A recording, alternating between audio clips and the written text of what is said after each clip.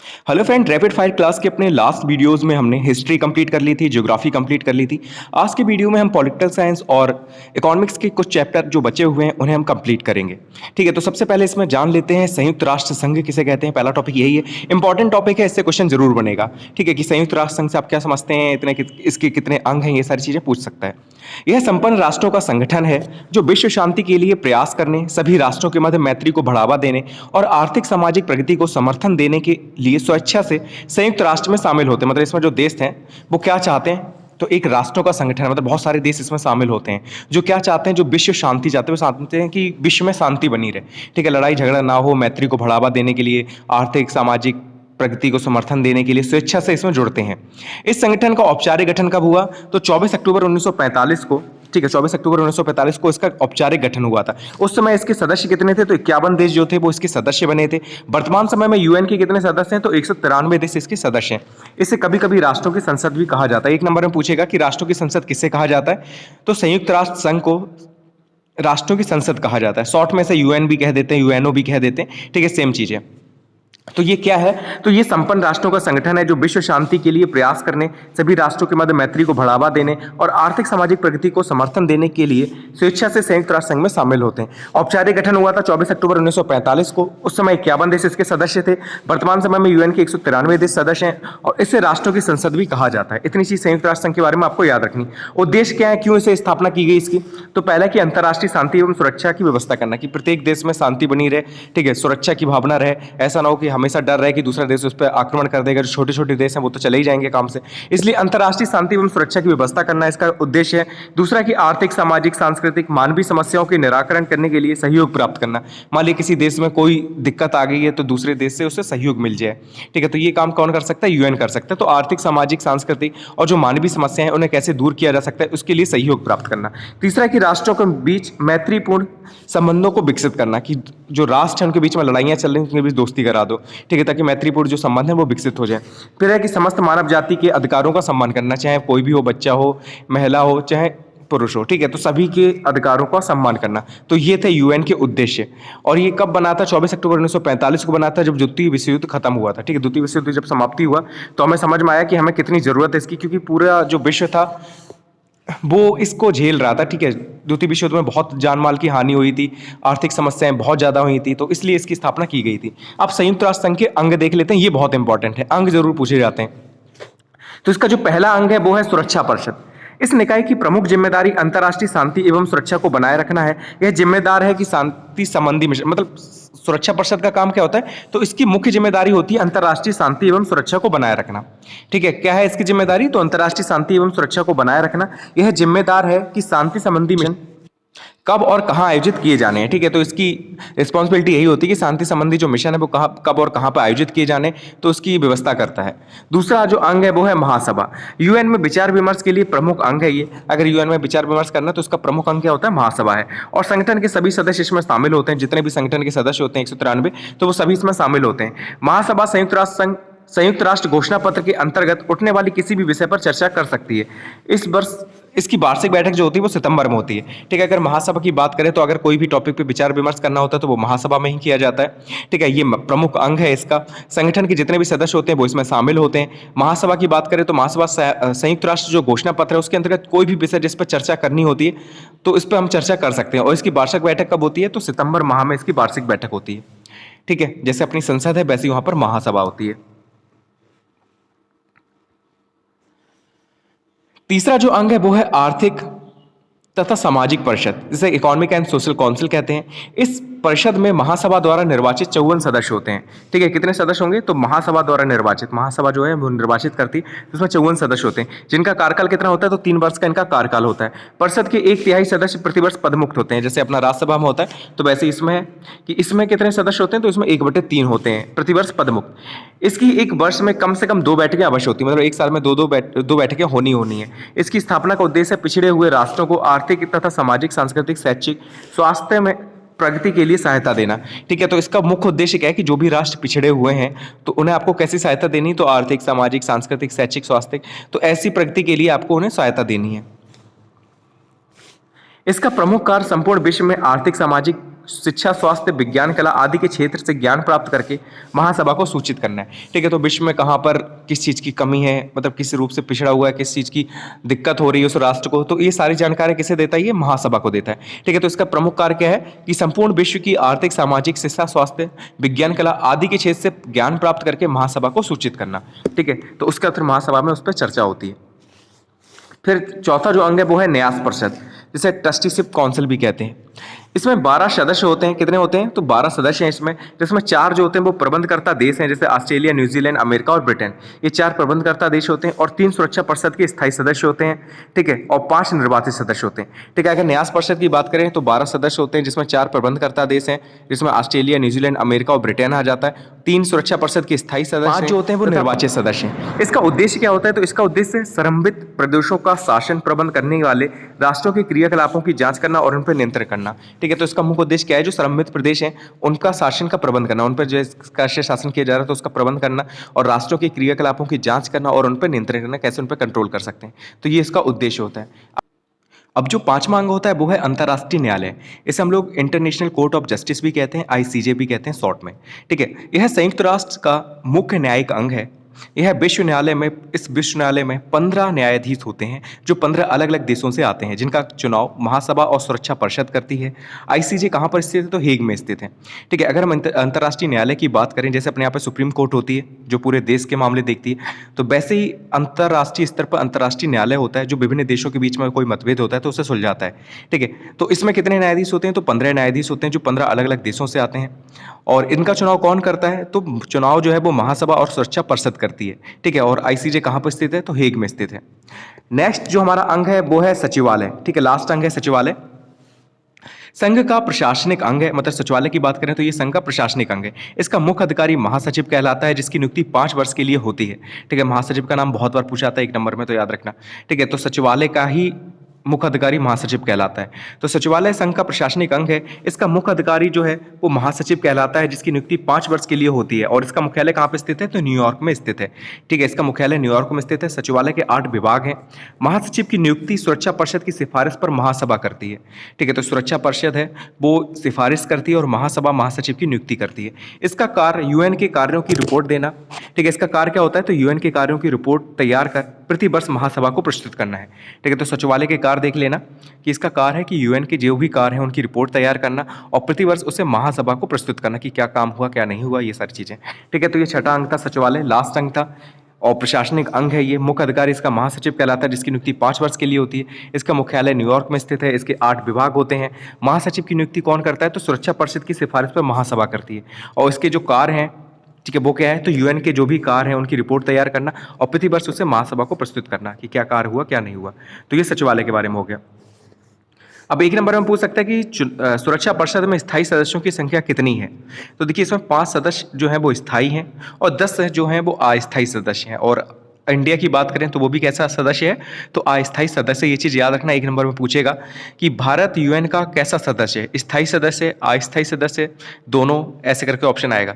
तो अस्थायी सदस्य, ठीक है। और जो अस्थायी सदस्य होते हैं ये 2-2 सालों के लिए चुने जाते हैं। ठीक है, 2 वर्ष के लिए चुने जाते हैं, फिर चेंज हो जाते हैं, फिर 2 वर्ष के लिए चुने जाते हैं, ऐसे करके। और 5 स्थायी सदस्य हैं जिन्हें वीटो पावर मिला हुआ है। ठीक है, जिसमें चीन आ जाता है आपका, और क्या नाम है, रूस आ जाता है, अमेरिका आ जाता है, ब्रिटेन आ जाता है, फ्रांस आ जाता है। तो ये इन्हें वीटो पावर मिली हुई है, ये स्थायी सदस्य हैं।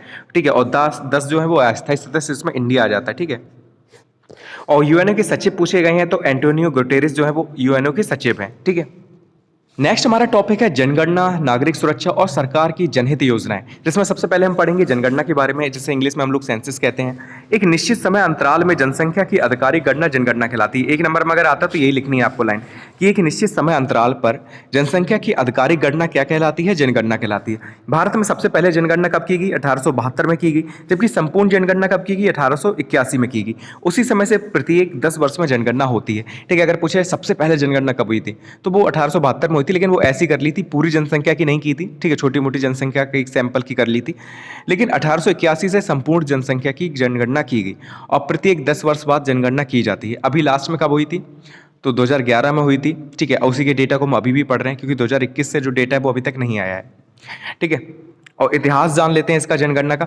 सर्वप्रथम लॉर्ड मेयो के कार्यकाल में 1872 में, उसके बाद 1821 में लॉर्ड रिपन के समय में जनगणना हुई। 1872 की जनगणना को शामिल करते हुए अब तक भारत में 15 जनगणना हो चुकी हैं।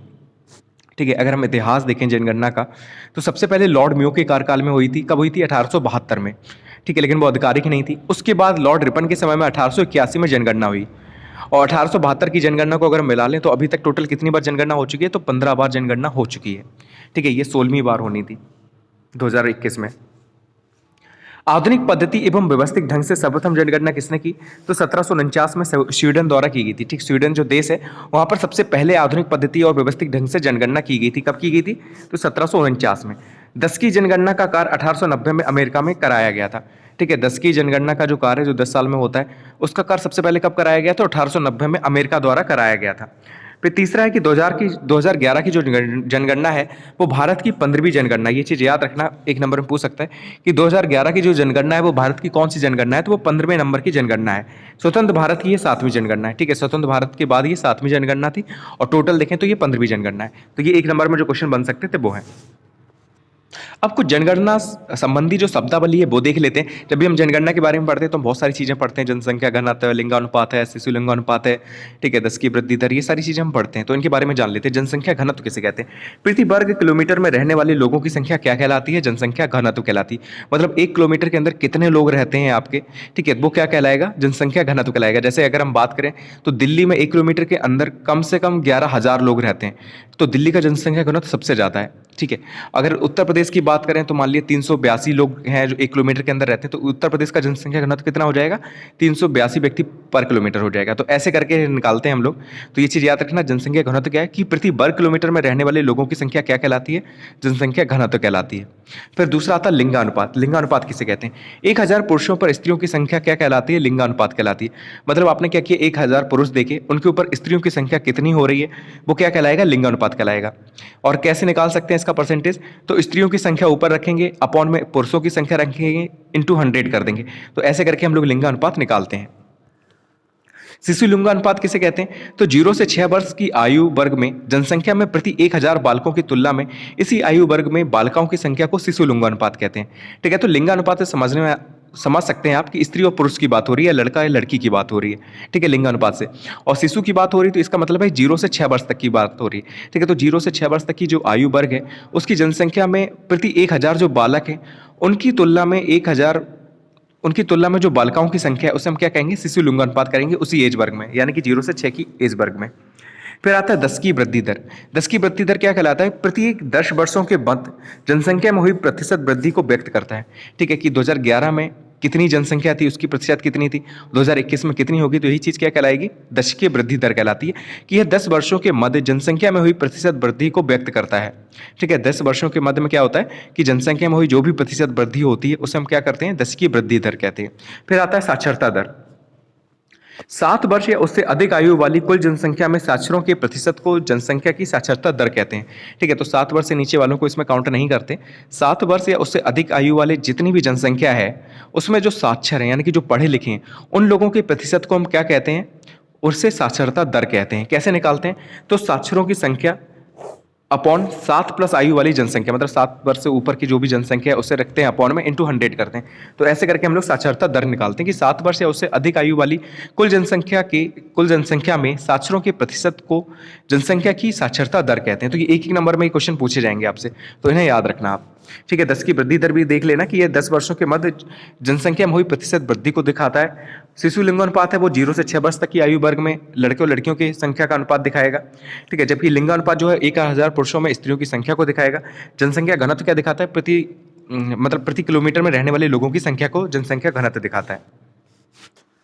अब नगरीय क्षेत्र किसे कहते हैं? तो जनगणना 2001 के अनुसार ऐसे सभी स्थान जहां नगर पालिका, नगर निगम, छावनी बोर्ड आदि शामिल हो नगरीय क्षेत्र के अंतर्गत आते हैं और ये 3 शर्तें पूरी करते हैं। ठीक है, अगर पूछा जाए कि नगरीय क्षेत्र से आप क्या समझते हैं, एक नंबर में पूछा जाए तो जनगणना 2001 के अनुसार ऐसे सभी स्थान जहां पर आपको नगर पालिका देखने को मिल जाए, नगर निगम देखने को मिल जाए, छावनी बोर्ड देखने को मिल जाए, ठीक है, तो आदि अगर वहां पर शामिल हैं तो उसे नगरीय क्षेत्र के अंतर्गत आते हैं। ठीक है, उसे नगरीय क्षेत्र हम कह सकते हैं। और ये 3 शर्तें और पूरी करते हैं कि इनकी न्यूनतम जो जनसंख्या है वो 5000 होनी चाहिए, यहाँ पर जो लोग रह रहे हैं उनकी न्यूनतम जनसंख्या जो है वो 5,000 होनी चाहिए। दूसरा कि कार्यशील पुरुषों का न्यूनतम 75% गैर कृषि कार्यों में संलग्न हो। ठीक है, और इसमें क्या है कि 75% जो लोग हैं वो गैर कृषि जो कार्य है उसमें संलग्न हो। ठीक है, अगर वो कृषि कार्यों में लगे हैं तो उसे हम गाँव कह देंगे, तो वो नगरीय क्षेत्र में नहीं आएगा। ठीक है, क्योंकि गाँव के ज़्यादातर लोग खेती बाड़ी में लगे होते हैं तो उन्हें हम काउंट नहीं करते। लेकिन इसमें क्या है कि जो कार्यशील पुरुष हैं, जो कार्य करने वाले पुरुष हैं, उनकी ज़्यादातर जो 75% जनसंख्या है वो गैर कृषि कार्यों में संलग्न हो। तीसरा कि जनसंख्या घनत्व कम से कम 400 व्यक्ति प्रति किलोमीटर, मतलब 1 किलोमीटर के अंदर कम से कम 400 व्यक्ति इसमें आए। तो ऐसे जो क्षेत्र है वो नगरीय क्षेत्र कहलाते हैं। ठीक है, ये कंडीशन है, नए याद कर लेना कि 5,000 जनसंख्या होनी चाहिए, न्यूनतम 75% जो है वो गैर कृषि कार्यों में पुरुष लगे हों, और जनसंख्या घनत्व 400 व्यक्ति प्रति किलोमीटर हो। शहर किसे कहते हैं? 1 लाख या उससे अधिक जनसंख्या वाले नगरों को शहर कहा जाता है। ठीक है, तो ऊपर वाली कंडीशन तो फॉलो होगी। साथ ही साथ क्या है कि 1 लाख या उससे अधिक जनसंख्या वाले जो नगर हैं उन्हें हम क्या कहते हैं? शहर कहते हैं। भारत में जनसंख्या वृद्धि की बात कर लेते हैं। भारत का एरिया विश्व के एरिया का कितना है? तो 2.4% है। अगर टोटल विश्व का एरिया देखें तो उसमें भारत का एरिया कितना है? तो 2.4% है। जबकि भारत की जनसंख्या जो है वो विश्व की जनसंख्या का कितना है? तो 17.5% है। ठीक है, तो भारत की जनसंख्या जो है वो विश्व की जनसंख्या का 17.5% है, तथा चीन के बाद दूसरे स्थान पर। अब शायद पहले स्थान पर आ जाएगा 2025 तक, और शायद आ चुका है। ठीक है, तो पहले नंबर पे हम हो चुके हैं, सेकंड पे चीन है, और विश्व की जनसंख्या का कितने परसेंट है? तो 17.5% है। भारत की जनसंख्या वृद्धि को 4 भागों में विभक्त किया गया है। अगर भारत की जनसंख्या वृद्धि को देखें तो इसे हमने 4 भागों में विभक्त किया अभी तक की। ठीक है, पहले आता है स्थिर जनसंख्या की अवधि। 1891 से लेकर 1921 तक का जो समय था, उस समय की जो जनसंख्या वृद्धि थी उसे क्या रखा हमने? स्थिर जनसंख्या की अवधि रखा है। इस अवधि में मृत्यु दर अधिक थी, महामारी, खाद्य पदार्थों का अभाव उत्तरदायी था, जनसंख्या में धीमी गति से वृद्धि हुई। मतलब ये जो टाइम था उसमें जो जनसंख्या थी बहुत धीरे धीरे गति से बढ़ रही थी। क्यों बढ़ रही थी? क्योंकि उसमें मृत्यु दर अधिक थी, अस्पताल इतने खुले नहीं थे, इतनी सुविधाएं हमारे पास थी नहीं, महामारी फैली हुई थी। ठीक है, खाद्य पदार्थ थे उनका अभाव था क्योंकि सूखा उखा पड़ जाता था। तो ये सारे रीजन थे जिनकी वजह से मृत्यु दर बहुत ज़्यादा थी। इस वजह से जो जनसंख्या वृद्धि थी बहुत धीरे धीरे से गति से बढ़ रही थी, इसलिए हमने उसे नाम दिया स्थिर जनसंख्या की अवधि। टाइम पीरियड क्या था? 1891 से लेकर 1921 तक। दूसरा जो हमने डिवाइड किया वो था धीमी गति से बढ़ती जनसंख्या। ठीक है, अब इसमें क्या है, जो जनसंख्या वो बहुत धीरे धीरे गति से बढ़ रही। इसका टाइम पीरियड था 1921 से लेकर 1951 तक। इस समय में उच्च मृत्यु दर के लिए उत्तरदायी कारकों जैसे अकाल, महामारी पर नियंत्रण प्रारंभ हो गया था। कृषि अर्थव्यवस्था में विकास, स्वास्थ्य, चिकित्सा सुविधाओं में वृद्धि से मृत्यु दर को नियंत्रित करने में मदद मिली। इसमें क्या थी, जब इस टाइम पीरियड में हम आए 1921 से लेकर 51 तक, तो हमने क्या किया, बहुत सारे जो कारक थे जैसे अकाल है, महामारी, इस पर हमने कंट्रोल करना शुरू कर दिया था। कंट्रोल करना शुरू कर दिया। जो कृषि अर्थव्यवस्था थी उसमें भी विकास होने लगा, हम फसलें थोड़ी अच्छी उगाने लग गए। ठीक है, ज़्यादा उगाने लग गए। तो इससे क्या हुआ, जो स्वास्थ्य एवं चिकित्सा सुविधाएं थी उनमें भी थोड़ी वृद्धि हुई, और जो मृत्यु दर थी हमने उसे कंट्रोल में कर लिया। ठीक है, मतलब अब इतने लोग नहीं मरते थे। जैसे 1000 में जैसे क्या है कि 900 बच्चे मर जा रहे हैं या 800 बच्चे मर जा रहे हैं, लेकिन अब क्या हो रहा है कि हमने उसे संख्या को 500 तक कर लिया या 400 तक कर लिया। ठीक है, तो पहले से कंट्रोल में कर लिया था। तो ये थी धीमी गति से बढ़ती जनसंख्या। टाइम क्या था? 1921 से लेकर 1951 तक। अब जो तीसरा पार्ट है वो है तीव्र वृद्धिमान जनसंख्या। ठीक है, तीव्र वृद्धिमान जनसंख्या, इसका टाइम पीरियड है 1951 से लेकर 1981 तक। ठीक है, 1951 में भारत की जनसंख्या 36.10 करोड़ थी, जो 1981 में 68.33 करोड़ हो गई। ठीक है, तो 1951 में इसकी भारत की अगर जनसंख्या की हम बात करें तो वो कितनी थी? मात्र 36 करोड़ थी, जो 1981 में कितनी हो गई? 68 करोड़ हो गई। मृत्यु दर में कमी, खाद्य आपूर्ति में सुधार के कारण ये जनसंख्या वृद्धि हुई। तो इस टाइम पीरियड में क्या हुआ था, हरित क्रांति भी आ चुकी थी, फसलें बहुत ज़्यादा उपजाई जाने लगी, अकाल का जो डर था वो खत्म हो गया, तो और स्वास्थ्य सुविधाएं जो थी वो और अच्छी हो गई। तो इससे क्या हुआ, जो जनसंख्या थी काफ़ी तेज़ी से बढ़ी। ठीक है, अब बच्चे मरते नहीं थे, काफ़ी तक बचाए लिए जाते थे। ठीक है, बच जाते थे बच्चे, तो इसीलिए इस टाइम पीरियड में जनसंख्या बहुत तेज़ी से बढ़ी 1951 से लेकर 1981 तक, और रीजन तो ये है ही। ठीक है, फिर जो लास्ट था वो था आपका जनसंख्या वृद्धि दर में गिरावट। अब इसमें जनसंख्या वृद्धि दर में गिरावट कैसे हुई? तो पहली गिरावट जो थी वो 1971 से लेकर 1981 के दशक में देखी गई, जो 2001-2011 के दशक में गिरकर 17.7% तक हो गई। वर्तमान में ये वृद्धि दर कितनी है? तो 1.64% है। ठीक है, तो जनसंख्या वृद्धि दर में गिरावट क्यों हुई? क्योंकि हम लोग जो थे वो थोड़े पढ़ लिख गए। पहले क्या थे, पढ़े लिखे नहीं थे, हमें पता नहीं था कि हम बच्चे से बच्चे पैदा किए जा रहे थे लोग। ठीक है, इतना नहीं समझदार थे, लेकिन आज के टाइम में थोड़े मॉडर्न हो गए हैं, थोड़े पढ़ लिख गए हैं। ठीक है, इतना टाइम नहीं रहता है, चीज़ों में लगे रहते हैं। तो ये रीज़न था कि जनसंख्या वृद्धि दर में गिरावट देखने को मिली। ठीक है, जो 1900 सबसे पहले 71 और 81 के दशक में देखने को मिली थी, जो 2001 से 11 के बीच में कितनी कम हो गई? तो गिरकर 17.7% हो गई, और वर्तमान में कितनी है? तो 1.64% है। अब भारत की जो जनगणना हुई थी 2011 में, उसकी डेटा के अनुसार चीज़ें देख लेते हैं। तो उस समय जो जनगणना हुई थी, उस समय हमारी आबादी कितनी थी? तो 1 अरब 21 करोड़ से अधिक हमारी आबादी थी उस समय 2011 में। तो अभी आप सोच सकते हैं कितनी होगी। और क्या निकला था कि सर्वाधिक ग्रामीण जनसंख्या वाला राज्य कौन सा है? तो उत्तर प्रदेश जो है वो सर्वाधिक ग्रामीण जनसंख्या वाला राज्य है। जबकि सर्वाधिक नगरीय जनसंख्या वाला राज्य कौन सा है? तो महाराष्ट्र आ जाता है आपका। सर्वाधिक जनसंख्या वाला राज्य कौन सा था? उत्तर प्रदेश। न्यूनतम जनसंख्या वाला राज्य कौन सा है? तो सिक्किम है। 10 की वृद्धि दर कितनी हुई? तो 17.7%। ठीक है, 2001 से लेकर 11 तक, ये 2001 से 11 तक का दिखा रहा है। और सर्वाधिक 10 की वृद्धि दर कहाँ देखने को मिली? तो मेघालय में। और न्यूनतम कहाँ देखने को मिली? तो नागालैंड में। मतलब बहुत ज़्यादा जो वृद्धि दर हुई है वो कहाँ पर हुई है? मेघालय में हुई है। जबकि न्यूनतम किस में हुई? तो नागालैंड में हुई। ठीक है, तो ग्रामीण जनसंख्या वाला राज्य उत्तर प्रदेश है। सबसे ज़्यादा जनसंख्या वाला राज्य भी उत्तर प्रदेश है। सबसे ज़्यादा नगरीय जनसंख्या वाला राज्य आपका कौन सा है? तो महाराष्ट्र है। ठीक है, न्यूनतम जनसंख्या वाला राज्य कौन सा है? तो सिक्किम है। 10 की वृद्धि दर कितनी है? 17.7% है 2001 से लेकर 11 तक। और सर्वाधिक 10 की वृद्धि दर आपको मेघालय में देखने को मिलती है, जबकि न्यूनतम नागालैंड में देखने को मिलती है। अगर हम जनसंख्या घनत्व की बात करें, मतलब प्रति किलोमीटर में रहने वाले लोगों की संख्या की, तो भारत में 382 व्यक्ति पर किलोमीटर में लोग रहते हैं। ठीक है, 1 किलोमीटर के अंदर 382 लोग रहते हैं। तो ये भारत का जनसंख्या घनत्व है 382। अगर हम देखें सभी राज्यों या संघीय क्षेत्रों में सबसे ज़्यादा किसका है जनसंख्या घनत्व?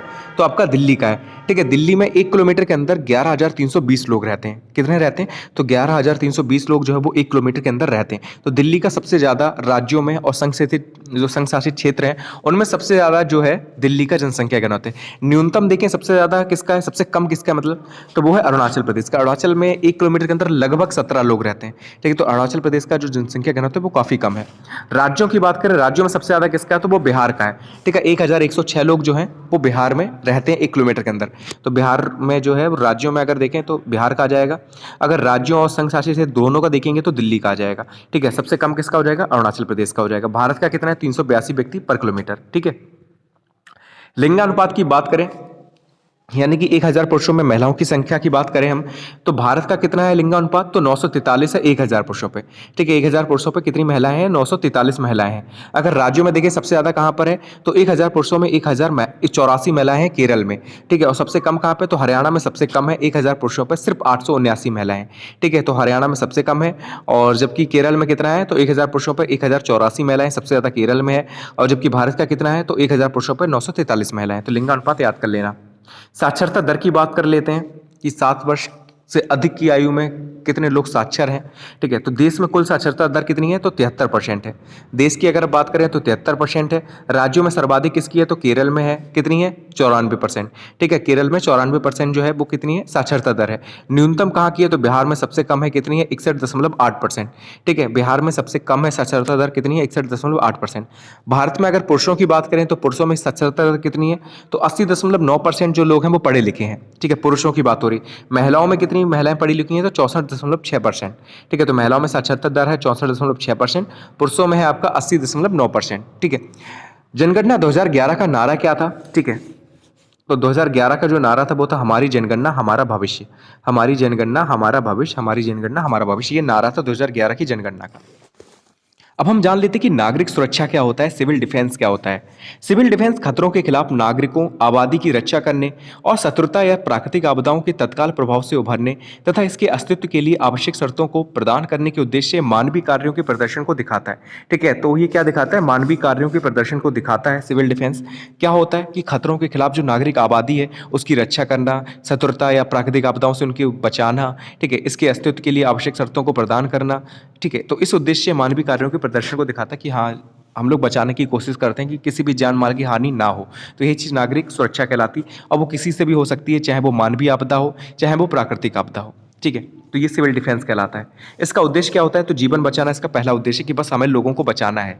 दूसरा क्या कि संपत्ति के नुकसान को कम से कम करना है। ठीक है, प्राकृतिक आपदा आ गई तो हमें क्या करना है कि तटों से लोगों को हटा देना है। ठीक है, उस तट को खाली करा लेना है, आसपास के जो कोस्टल एरियाज होते हैं उन्हें खाली करा लेना है। तो इसका एक ही उद्देश्य होता है कि संपत्ति का जो नुकसान है उसे कम से कम करा जा सके, जीवन को बचाया जा सके। तीसरा कि उत्पादन की निरंतरता को बनाए रखें। ठीक है, अब होता क्या कि ऐसे टाइम पे खेती वगैरह नहीं हो सकती। ठीक है, तो या फैक्ट्रीज वगैरह बंद हो जाती है, तो कोशिश यही रहती है कि जो उत्पादन है उसकी निरंतरता बनी रहे। ठीक है, उत्पादन होता रहे। फिर है कि हमलों के दौरान लोगों का मनोबल बनाएं। ठीक है, मनोबल बढ़ाएं। ठीक है, ऐसे टाइम पे डिमोटिवेट हो जाते हैं लोग कि नहीं अब तो हम बच ही नहीं पाएंगे, मर जाएंगे, ये है वो है। तो लोगों को मोटिवेट करें कि नहीं भाई बच जाओगे, कोई टेंशन नहीं है, फिक्र मत करो। ठीक है, फिर स्वयं सेवकों को प्रशिक्षण देना, जो स्वयं सेवक होते हैं उन्हें प्रशिक्षण देना। ठीक है, तो ये सारे इस संगठन के मूल उद्देश्य होते हैं। और डिफेंस डिफेंस की बात करें, ये एक स्वैच्छिक संगठन है जो आम आदमी की सुरक्षा की अवधारणा पर आधारित है। तो ये कैसा संगठन होता है? स्वेच्छा से संगठन बनाया गया है। ठीक है, एक स्वैच्छिक संगठन होता है जो क्या करता है, आम आदमी की सुरक्षा की अवधारणा पर आधारित होता है कि हमें बस आम आदमी को बचाना है। ठीक है, नागरिक सुरक्षा अधिनियम कब बना था? तो 1968 में बना था। एक नंबर में पूछ सकता है कि नागरिक सुरक्षा अधिनियम कब बना? तो 1968 में बना। चीन ने भारत पर आक्रमण कब किया था? 1962 में किया था। एक नंबर में क्वेश्चन पूछा था कि भारत चीन हमला कब हुआ था? तो 1962 में ये युद्ध हुआ था। उत्तर प्रदेश का नागरिक सुरक्षा निदेशालय कहाँ पर स्थित है? तो ज़्यादातर उत्तर प्रदेश की चीज़ें कहाँ मिलेंगी आपको? लखनऊ में मिलेंगी। पढ़ाई लिखाई से संबंधित आपको इलाहाबाद में मिल सकती हैं, प्रयागराज में। ठीक है, तो उत्तर प्रदेश का नागरिक सुरक्षा निदेशालय कहाँ स्थित है? लखनऊ में स्थित है। भारत चीन युद्ध कब हुआ? 1962 में हुआ। नागरिक सुरक्षा अधिनियम कब बना? 1968 में बना। ठीक है, और ये कैसा संगठन होता है? Civil defence. तो एक स्वैच्छिक संगठन होता है जो आम आदमी की सुरक्षा की अवधारणा पर आधारित होता है। नेक्स्ट टॉपिक है सरकार की विभिन्न जनहित योजनाएं।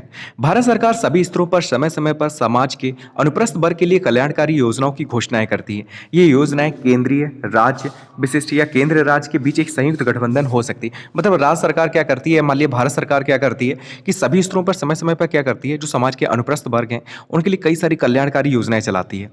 ठीक है, और ये योजनाएं या तो केंद्रीय होंगी या तो राज्य विशिष्ट की होंगी या केंद्र राज्य दोनों मिलकर चलाएगी। ठीक है, तो दोनों के गठबंधन से भी हो सकती हैं।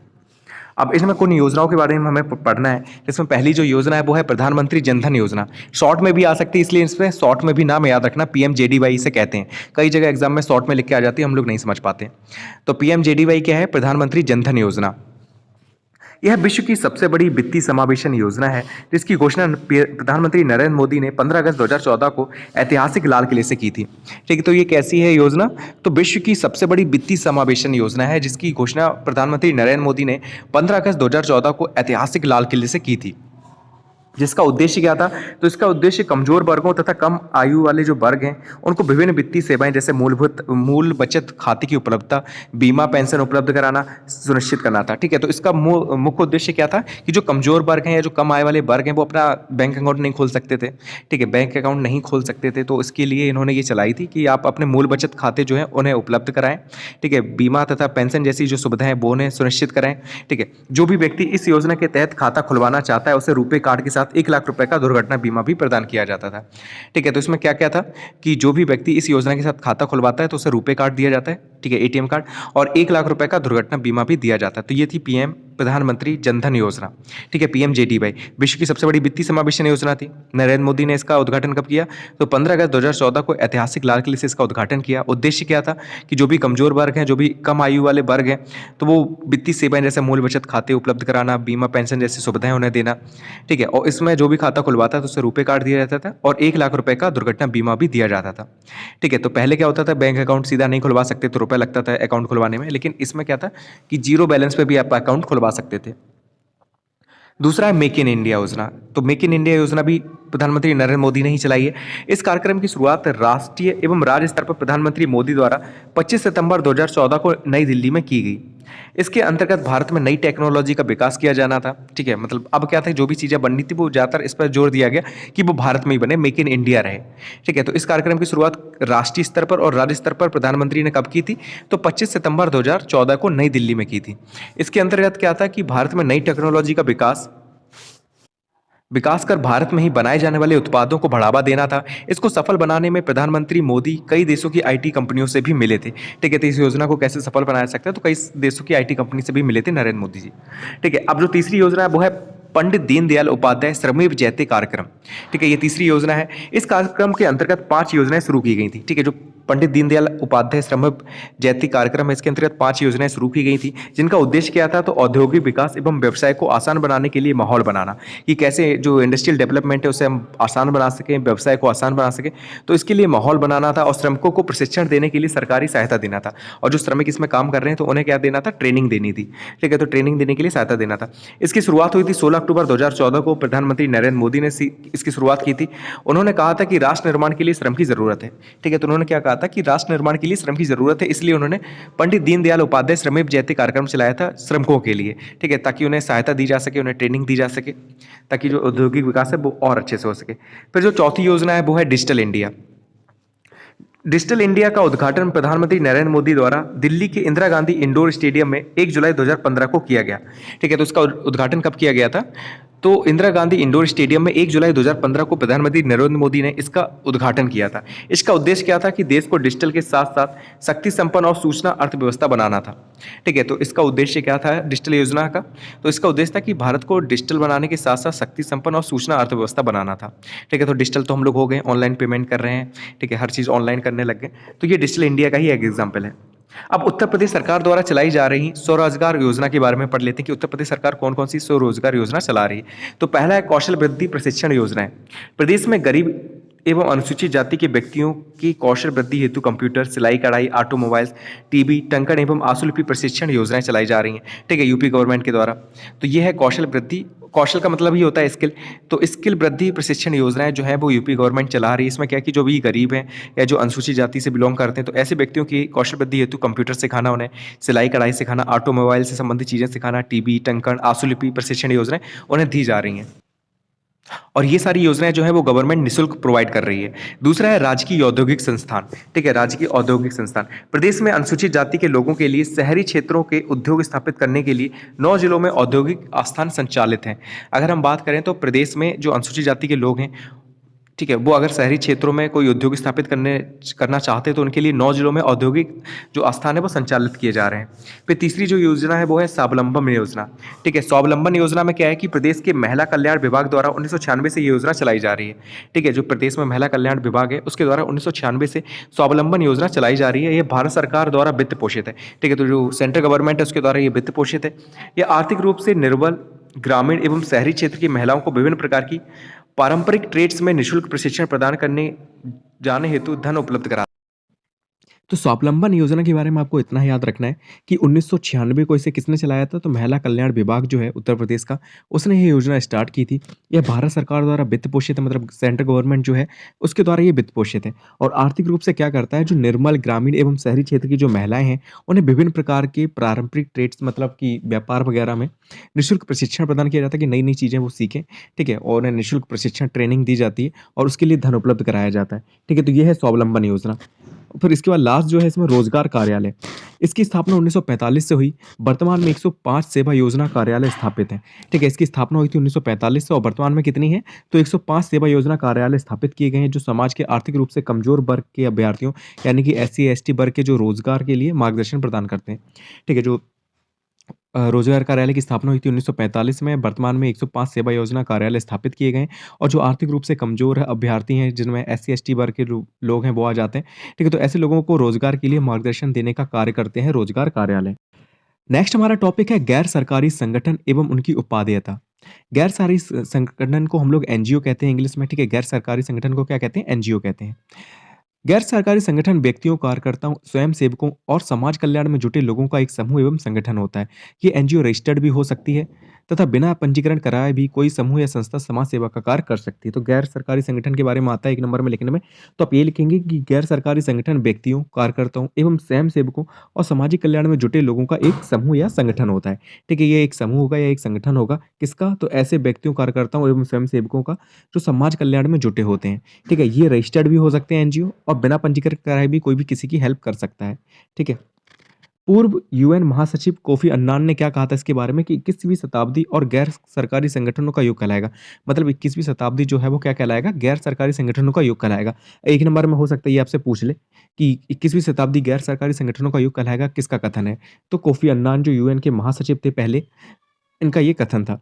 एनजीओ एक निजी संगठन होता है जो लोगों का दुख दर्द दूर करने, निर्धनों के हितों का संवर्धन करने, पर्यावरण की रक्षा करने, बुनियादी सामाजिक सेवाएं प्रदान करने के लिए गतिविधियां चलाता है। ये वर्ल्ड बैंक ने ये कथन दिया है। ठीक है, वर्ल्ड बैंक का कथन है और काफ़ी अच्छा है कि एनजीओ क्या है, तो एक निजी संगठन होता है जो लोगों का दुख दर्द दूर करने, निर्धन जो होते हैं, गरीब होते हैं, उनके हितों का संवर्धन करने, पर्यावरण की रक्षा करने, बुनियादी सामाजिक सेवाएं प्रदान करने के लिए गतिविधियां चलाता है। वर्तमान समय की अगर हम बात करें तो भारत में करीब 33 लाख रजिस्टर्ड एनजीओ हैं। ठीक है, ये तो सिर्फ रजिस्टर्ड है, अगर अनरजिस्टर्ड भी देखेंगे तो बहुत सारे हो जाएंगे। ठीक है, तो लगभग 33 लाख जो है वो रजिस्टर्ड एनजीओ हैं। वर्तमान समय में। एनजीओ की भूमिका क्या होती है? तो एनजीओ की उपस्थिति नागरिकों की आवाज़ को अभिव्यक्ति देकर लोकतंत्र को सक्षम बनाती है। मतलब बहुत सारी बातें अगर आप मान लीजिए किसी प्रॉब्लम में हैं, ठीक है? तो आपके जैसे आप मान लिए अपने एरिया में हैं, कोई दूसरे एरिया में कोई दूसरा होगा, तो ऐसे लोगों के लिए एनजीओ बने होते हैं कि आप जाइए उसमें शामिल होजिए, तो आपकी आवाज़ जो है ऊपर तक जाती है, ठीक है? एनजीओ के माध्यम से। क्योंकि एक अकेला नहीं लड़ सकता, तो कई सारे एक साथ लड़ सकते हैं। तो आप एनजीओ में शामिल हो सकते हैं, तो आपकी आवाज़ जो है गवर्नमेंट तक पहुँच जाएगी। तो ये लोकतंत्र को सक्षम बनाते हैं। दूसरा है कि ये जनता और सरकार के बीच में प्रभावी गैर राजनीतिक कड़ी के रूप में काम करते हैं। ठीक है, अगर गवर्नमेंट तक हमें कोई बात पहुँचानी है तो एनजीओ क्या काम करते हैं, तो जनता और सरकार के बीच में एक प्रभावी गैर राजनीतिक कड़ी के रूप में कार्य करते हैं। तीसरा है कि जब कुछ चिंताएँ सरकार सरकार तक नहीं पहुँचती या उनका समाधान नहीं होता, तो एनजीओ इन मुद्दों को सरकार तक पहुँचाने में महत्वपूर्ण भूमिका निभाते हैं। मतलब बहुत सारी बातें होती हैं जो गवर्नमेंट तक हम नहीं पहुँचा पाते, तो ये एनजीओ जो होते हैं हेल्प करते हैं उन तक पहुँचाने में। फिर है कि एनजीओ स्कूल बनाकर, छात्रवृत्ति प्रदान करके, शिक्षकों को ट्रेनिंग देके ग्रामीण क्षेत्रों में शिक्षा के स्तर को ऊपर उठाते हैं। ठीक है, तो एनजीओ कई तरीके के होते हैं, सबका अलग-अलग एम होता है, अपना अलग-अलग लक्ष्य होता है। तो कुछ स्कूल बनाकर काम करते हैं, कुछ छात्रवृत्ति प्रदान करते हैं, कुछ शिक्षकों को ट्रेनिंग देते हैं और ऐसा करके वो ग्रामीण क्षेत्रों में शिक्षा के स्तर को ऊपर उठाते हैं। इसके बाद ये पर्यावरण संरक्षण के लिए भी काम करते हैं, महिला सशक्तिकरण के लिए भी काम करते हैं, ग्रामीण विकास के लिए भी और मानवों के अधिकार के लिए भी कार्य करते हैं। तो ये भूमिका हो गई एनजीओ की। नेक्स्ट टॉपिक है विविधता में एकता। भारत एक विभिन्नता युक्त समाज है। भौगोलिक बनावट, जलवायु, जनसंख्या, प्रजाति, धर्म, इतिहास, राजनीति, संस्कृति आदि की दृष्टि से भारत के विभिन्न भागों में विषमताएं पाई जाती हैं। वस्तुतः इन भिन्नताओं के कारण ही भारत में अनेक संस्कृतियां उपधाराएं विकसित होकर पलवित हुई। अगर हम भारत की बात करें तो अगर भौगोलिक भौगोलिक बनावट देखें, जलवायु देखें, जनसंख्या देखें, प्रजाति, धर्म, इतिहास देखें, राजनीति देखें, इस आधार पर भारत में बहुत सारी विषमताएं पाई जाती हैं। लेकिन इन भिन्नताओं का बहुत फायदा भी है कि कई तरीके की संस्कृतियां भारत में पलवित हुई हैं। हमें कई चीज़ें सीखने को मिलती हैं, हर कई चीज़ें हमें जानने को मिलती हैं। तो ये है विविधता में एकता, कि हम सभी का सम्मान करते हैं। भारतीय संस्कृति में विविधता में एकता दर्शाने वाले तत्व, मतलब कौन-कौन से ऐसे तत्व हैं जो भारतीय संस्कृति में विविधता में एकता दर्शाते हैं। तो पहला है कि भौगोलिक अनेकता में एकता, कि भौगोलिक दृष्टि से हम लोग बहुत अलग-अलग हैं। कोई सर्दी वाले इलाके में रह रहा है, जम्मू कश्मीर में, कोई बिल्कुल गर्मी में रह रहा है। ठीक है, तो हर जगह की अगर देखें तब भी हम लोग एक हैं, एक साथ त्योहार मनाते हैं, हर सब चीज़ सेलिब्रेट करते हैं। राजनीतिक अनेकता में एकता, ठीक है, अपने आपस में भले ही कितने लड़ रहे हो, लेकिन किसी दूसरे देश से पंगा होता है, जैसे अभी मालदीव से हुआ है, तो हम सब के सब एक हो गए हैं। तीसरा धार्मिक अनेकता में एकता, ठीक है, फिर है सांस्कृतिक सामाजिक एकता में अनेकता, फिर है कि भाषा की अनेकता में अनेकता, क्योंकि कई तरह के भाषा बोलने वाले हैं, लेकिन फिर भी हम क्या हैं, भारतीय हैं। आर्थिक अनेकता में एकता, कि आर्थिक रूप से कोई बहुत अमीर है, कोई बहुत गरीब है, लेकिन हमारा देश एक है और हम उसके लिए लड़ते हैं। ठीक है, तो ये है विविधता में एकता दर्शाने वाले तत्व। अब राष्ट्रीय एकता के प्रतीक देख लेते हैं। इसमें पहला आएगा राष्ट्रीय ध्वज। राष्ट्रीय ध्वज में 3 कलर होते हैं, आपको पता है, केसरिया रंग होता है पहला सबसे ऊपर, जो बलिदान का प्रतीक होता है, फिर आता है सफ़ेद रंग, जो शांति का प्रतीक होता है, फिर आता है हरा रंग, जो हरियाली का प्रतीक होता है, और बीच में नीले रंग की 24 तीलियाँ होती हैं, जो उन्नति का प्रतीक होती हैं। ठीक है, नीले रंग की होती हैं ये, 24 होती हैं, और ये किसका प्रतीक है, तो उन्नति का प्रतीक है। और लंबाई-चौड़ाई का अनुपात कितना होता है झंडे का, तो 3:2 होता है। दूसरा आता है आपका राष्ट्रीय गान। रवीन्द्रनाथ टैगोर द्वारा मूल रूप से इसे बांग्ला भाषा में रचित किया गया है और राष्ट्रगान के रूप में 24 जनवरी 1950 को अपनाया गया, ठीक है? इसे हमने राष्ट्रगान के रूप में कब अपनाया है, तो 24 जनवरी 1950 को अपनाया था। किसने लिखा था? रवीन्द्रनाथ टैगोर ने मूल रूप से इसे बांग्ला भाषा में लिखा था, ठीक है? क्योंकि बंगाल से ये रिलेट करते थे, वहाँ के थे ये, तो बांग्ला भाषा में इन्होंने लिखा था राष्ट्रगान को और 24 जनवरी 1950 को हमने इसे अपनाया था। राष्ट्रगीत की बात करें तो इसकी रचना किसने की? तो बंकिम चंद्र चटर्जी ने की। राष्ट्रीय पशु की बात करें तो बाघ है, पीले रंग का धारीदार पशु होता है। अपनी दृढ़ता, फुर्ती और अपार शक्ति के लिए राष्ट्रीय पशु कहलाने का इसे गौरव प्राप्त हुआ है। राष्ट्रीय पक्षी कौन है? मोर है। राष्ट्रीय पुष्प क्या है? कमल है। ठीक है, इसे पवित्र पुष्प भी कहते हैं।